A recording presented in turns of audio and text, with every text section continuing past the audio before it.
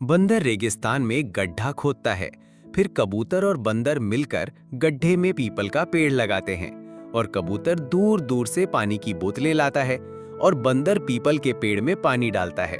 फिर पेड़ बड़ा हो जाता है तो ये दोनों मजे से इसकी छांव में आराम करते हैं। परंतु एक दिन बंदर बीमार हो जाता है, जिसे देखकर कबूतर बहुत रोता है। कबूतर बंदर को डॉक्टर के पास ले जाता है। बंदर ठीक हो जाता है। फिर ये दोनों खुशी खुशी अपने घर चले जाते हैं।